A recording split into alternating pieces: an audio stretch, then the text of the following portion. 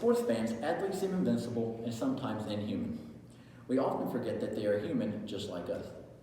It was July 4th, 1936, when Lou Gehrig slowly made his way to a microphone at Yankee Stadium to address the New York faithful who had supported him for the last 17 years. Many were aware of the situation, but not the severity of it. Lou announced that he had contracted the ALS disease and that he could no longer play baseball. This shocked the baseball world as it put an end to his consecutive game streak of 2,130 games. It was an informative speech that was filled with both sadness and optimism, but the combination of the two was what made it great. Lou's speech was mostly informative because of his overall message of announcing his retirement. However, Lou used persuasive techniques throughout his speech, including pathos, ethos, and logos. He used logic to support his claim of being the luckiest man alive. He was talking about the amount of support he received over the years from teammates, coaches, and fans, and how well everyone treated him. His speech was very emotional, as he even got choked up during the speech, and nobody questioned his credibility of his words because everyone had so much respect for him. Another strategy that he used was rhetoric devices. He used devices such as anaphora, apposition, and rhetorical questions.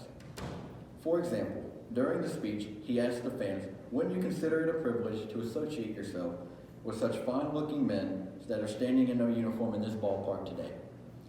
Doing this helped set a lighter mood to a speech that started in a very somber tone. He also used contrast as well throughout his speech. At the start, he talked about the unfortunate news of hearing about his disease. Everything seemed somber at the beginning of the speech. However, as the speech progressed, the mood started to change. He started showing an optimistic attitude throughout the speech that lightened the mood for him and everyone listening. He wanted everyone to know that he was not worried about his future fighting ALS. He even added a famous speech a quote at the end by stating, "I may have been given a bad break, but I got an awful lot to live for."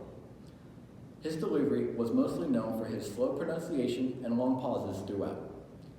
This made the speech more emotional, as Lou was seen on multiple occasions struggling to keep his emotions under control while speaking. His body language was also a sign of how emotional he was. He delivered most of his speech while looking down at the ground, and his hands were tucked in his back pocket throughout his speech. So, even though the content of the speech was mostly optimistic, his body language made listeners and the fans in attendance think he was very down about the situation. Along with creating a slow pace, Lou's speech was loaded with long pauses, as well as showing gratitude to his fans by making his speech seem very sincere. I also feel like he did this to give the fans time to fully grasp what he was saying. Even though the speech was only a couple of minutes, the pace made it seem way longer. His slow pace showed that Lou regretted that he had to make a farewell speech, but he was grateful for the time he had in New York. However, even though he spoke at a slow pace throughout the entirety of the speech, fans were engaged from the moment he walked up to the moment he said, "Thank you." Lou Gehrig made an impact on the field during his 17-year career. However, baseball fans across America remember the way he went out.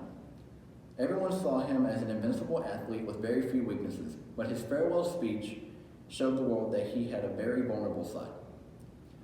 His slow delivery, long pauses, and use of rhetorical devices all made the speech very impactful and kept the audience engaged throughout the speech as well.